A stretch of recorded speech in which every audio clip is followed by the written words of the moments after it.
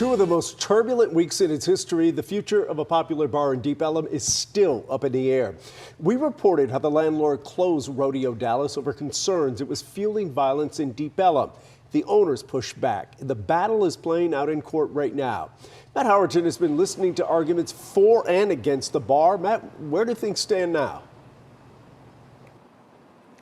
Well, Chris, for around 7 hours in the Dallas County Civil Courthouse behind me down the road, there was a heated battle, a big back and forth about whether one bar in Deep Ellum is too much trouble to reopen. Asana Partners, a real estate investment firm, a big heavy hitter in Deep Ellum, which owns a dozen nearby properties near Rodeo Dallas, asking a judge to extend the bar's closure in that 7-hour hearing today. Attorney Ben Reamer for Asana calling it an atmosphere of lawlessness and chaos that we will not tolerate in court, accusing the bar of overserving, letting minors and failing, overserving two minors, letting minors in and failing to search for weapons, that at the end of the day, this is about safety. And he said we cannot allow this establishment to be open for one more night. On the stand, Dallas PD described Rodeo as a place they had to babysit, saying violence, fights, stabbings, and shootings have unfolded nearby or outside in the street. Senior Corporal Hannah Moore testified she's part of a task force that patrols Deep Ellum, saying she spends 80 to 90% of her shifts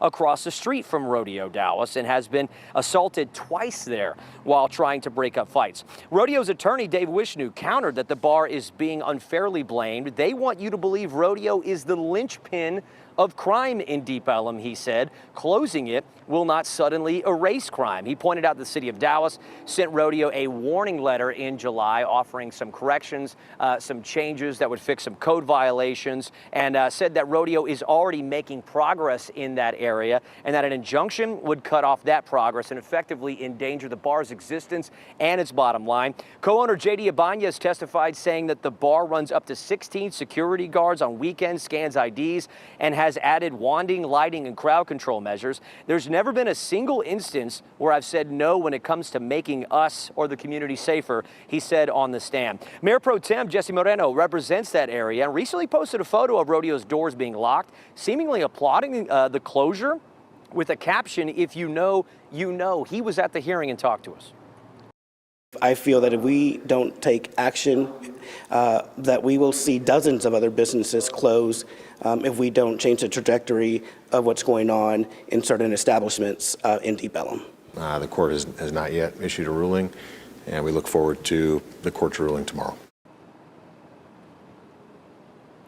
So how do we get here? Why do we spend 7 hours in the courthouse talking about one bar in Deep Ellum? Well, Rodeo's landlord locked them out of their building. They got a writ of re-entry, and that was due to lease violations over growing safety concerns. They got a writ of re-entry, started up business again, and then Asana Partners, who we've mentioned, then filed a temporary restraining order against them, saying their businesses won't thrive if Rodeo is open. All this to provide context today to a judge who will decide if she will allow that temporary injunction to go forward.